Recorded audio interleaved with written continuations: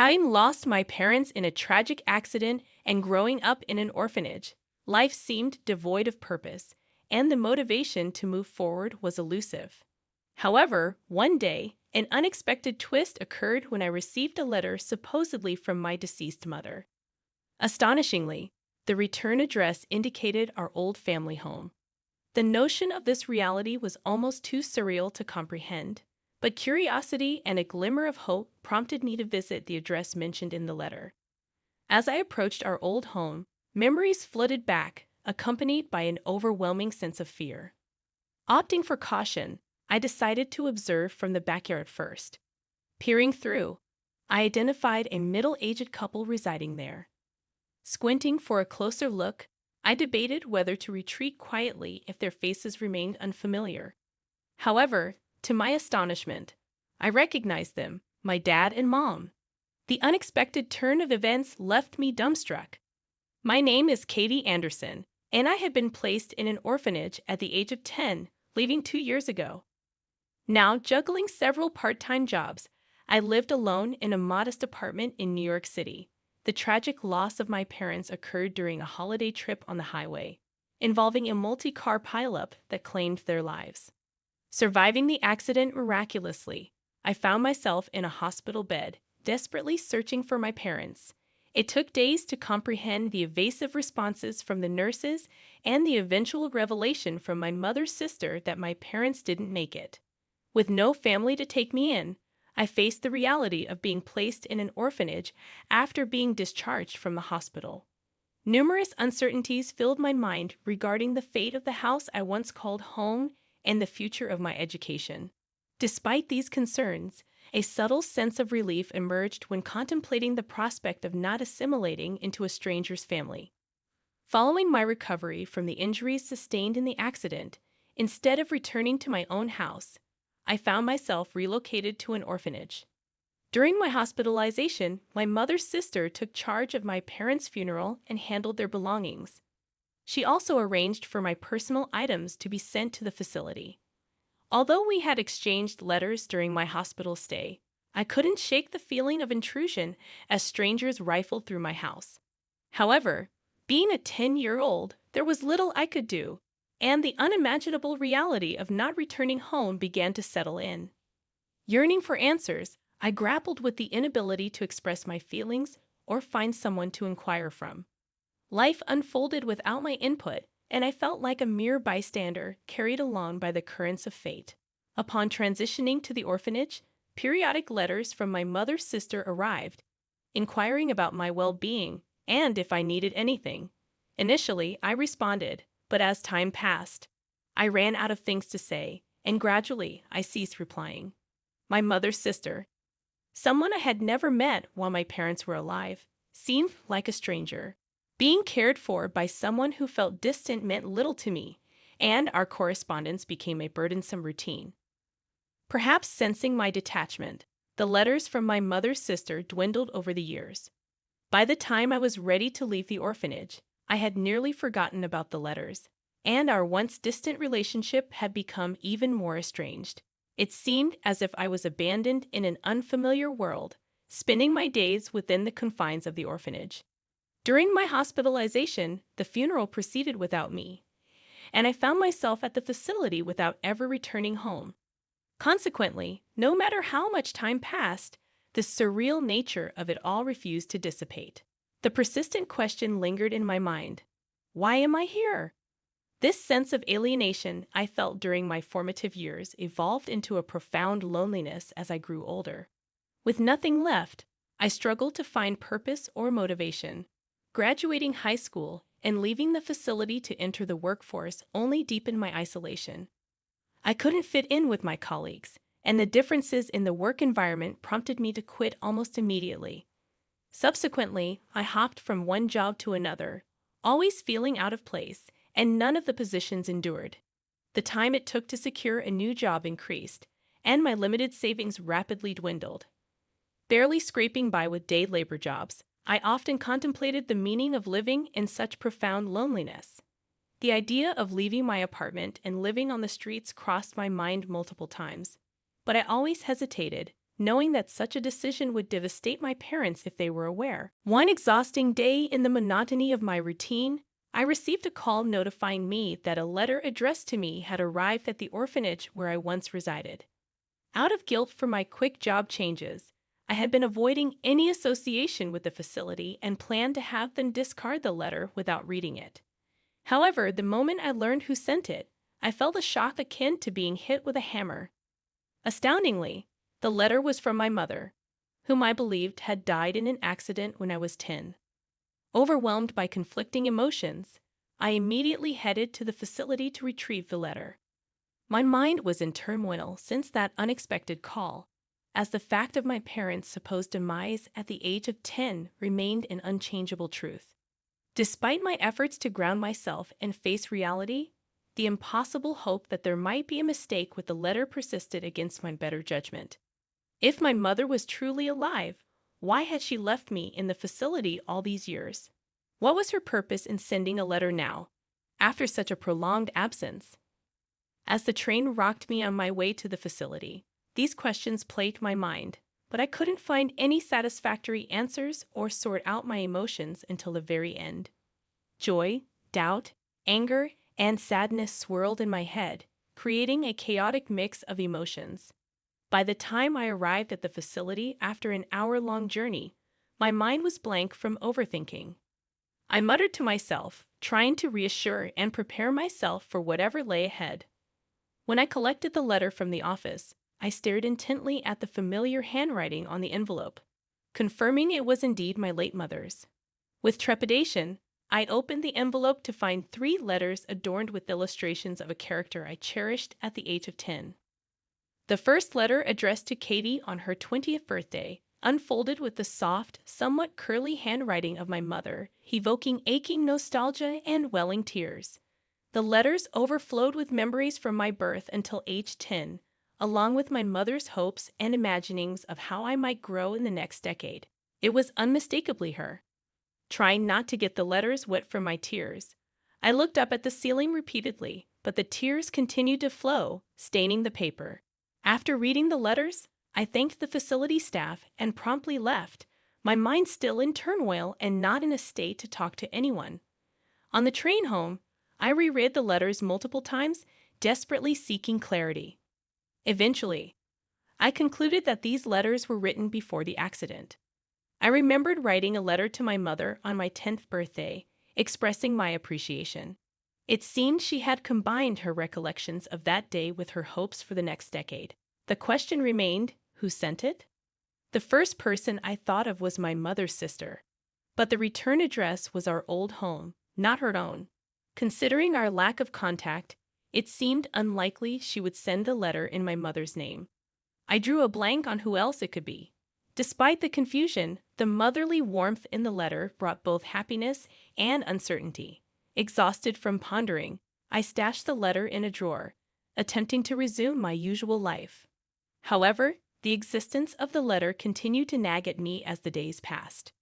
Contemplating throwing it away, I couldn't bring myself to do it. Instead, I considered meeting the mysterious sender, as I didn't have much to lose. Perhaps, just maybe, they could provide assistance in my life. Unbeknownst to me, a hidden hope lingered that this letter might hold something to change my current circumstances. On a bus headed to a familiar address, I gazed absent-mindedly at a townscape that looked nothing like my memories. The changes were drastic. Fields and woods replaced by a shopping mall and houses. The station had a new bus loop and a chic cafe, making it an unfamiliar world. Upon reaching the address, I turned a street corner and was greeted by a residential area that had barely changed from 10 years ago. The sight instantly pulled me out of the colorless, hazy world and transported me back to the vibrant world from a decade ago. It was the town I used to live in, and further down the road was our family home. Without realizing it, I found myself running toward the house, filled with a peculiar sense of relief, like a school kid returning home or a long-lost child. At the end of my mad dash stood my beloved home, just as I remembered it. Indeed, the letter had been sent from this very place. However, when I reached the front of the house, I found myself unable to muster the courage to ring the doorbell. The fear of the unknown, not knowing what would happen next, held me back more than the desire to learn the truth. Contemplating my next move, I decided to discreetly scout out the backyard first. Feeling slightly uncomfortable, like a thief, I peeked into the garden. On the balcony, I observed a middle-aged couple preparing to sunbathe. The man appeared to be in a wheelchair. To ascertain if I knew them, I continued to discreetly observe, amidst their soft-spoken conversation. For a brief moment, the couple looked in my direction. The instant I saw their faces, I couldn't help but exclaim aloud, "What? Dad? Mom? You're kidding, right?" Frozen in surprise, the man in the wheelchair noticed me. "Katie, is that you, Katie?" He murmured my name, suddenly crying out loud. Overwhelmed by the shocking turn of events, I too was paralyzed. The woman, sensing something amiss, rushed out to the balcony in a panic. She ran straight to the man in the wheelchair, trying to comfort him. While sobbing, the man pointed towards me and seemed to be explaining something to the woman. She stared intently at me, then suddenly smiled and said, "You're Katie, right? I have something to talk about. Can you come in?" She invited me into her home. Though I couldn't grasp the situation, I had many questions too. I silently nodded and was ushered into the living room from the front door. During the introductions that followed, I learned the woman's name was Irene, and the man in the wheelchair was, as I suspected, my father Andrew. Furthermore, the two of them were married and apparently lived in this house alone as a couple. According to Irene, my father had been in a severe accident and had been in a critical condition hovering between life and death. I was told I should have been informed about this when I was 10, but I didn't remember it at all. When I told Irene this, she asked, "How was it explained to you?" I replied that my mother's sister had told me he was in a desperate condition with no hope of survival. But on reflection, it seemed I only heard that my mother had passed away. Irene helped me reconcile my memories with the truth for hours on end. As a result, I realized I'd made a massive misunderstanding. After the accident, the 10-year-old me, unable to comprehend my father's unconscious state, had felt rejected by him since he never came to see me. When I was 10, I believed that Daddy never came to see me because he was angry. I thought he was mad because I had insisted on going to the water park, and somehow that desire led to Mom's death. This belief, fueled by my own sense of guilt, transformed into the memory that both my parents had died in the accident. Irene tried to console me, suggesting that young Katie found it less painful to believe that both parents had passed away than to think her father hated her. While I appreciated Irene's attempt to comfort me, a question lingered. One I feared to ask but knew I would regret forever if I didn't. Taking a deep breath, I asked Irene why my father didn't come to get me. Irene exchanged glances with my father, and without saying anything, he nodded. Irene began to explain the situation at the time. Andrew, my father, regained consciousness more than half a year after the accident, coinciding with the time I was discharged from the hospital. It took him several more months to fully grasp the situation. Irene explained the difficulty of waking up feeling like he had just slept one night, only to realize half a year had passed. Additionally, post-accident complications left him with disabilities affecting his memory, speech, and body. The doctors had told him that returning to his original life was impossible. Initially, my mother's sister, believing his recovery was hopeless, proceeded with plans to place me in a care facility as scheduled. When I came to, nothing was left, and I painfully realized the length and importance of the time I'd lost while I was out. According to Irene, after being discharged, my father went directly to the disability facility where she worked. There were times he wanted to see me but couldn't articulate it. Simultaneously, he began to mentally grasp the death of my mother, Sophia. For a while, Andrew was deeply depressed and even had to be admitted to a psychiatric hospital. My father, having lost everything, had once sought meaning in life amidst despair, much like me. Irene's consistent support and understanding became apparent in the narrative. She faced his unstable emotional state with patience, using handmade cards and whiteboards to communicate with him. Irene even provided massages daily to prevent muscle stiffening and helped him practice conversing. My father, Andrew, once remarked to Irene, "I see traces of Sophia in you." I thought Sophia would be saddened by my pitiful state, which made me feel like I had to pull myself together. This sentiment was a testament to how important Irene had become to him. Hearing this story, I felt incredibly comforted, realizing my father hadn't disliked or forgotten about me. On the contrary, he cared about me so much that it drove him to mental illness. Even after returning from the psychiatric facility, my father's emotional state remained unstable. Irene recounted his refusal of rehabilitation, difficulties in eating, inability to convey his needs, and behavioral issues. Irene's unwavering support stood out, with her finding ways to communicate and care for him through the challenges. It was clear that Irene had played a crucial role in my father's recovery. The turning point came when my father, diligently attending rehab every day, stopped lashing out at the staff entirely. Initially, he wouldn't even try to get out of bed, but eventually, he voluntarily participated in exercises, and his condition improved significantly. Doctors were amazed at his remarkable recovery, and my father expressed pride in his progress. According to Irene, my father's transformation was a miracle, and it paved the way for him to leave the disability facility. Even though he faced difficulties, he was now able to lead a normal life. After hearing about his struggles, I didn't feel resentment. In fact, I was genuinely happy to know that he had always been thinking about me. Realizing that we both had moments of utter despair at the same time made me chuckle, and I thought, like father, like daughter. After sharing this realization with Irene and my father, they both laughed and shed tears. It was the warmest tears I had ever seen. Glancing out the window, I saw the sunset shining on the balcony. Mentioning that I was about to leave, my father intervened with a panicked voice, expressing how he didn't want to let me go again. We finally met, and I don't want to let you go, Katie.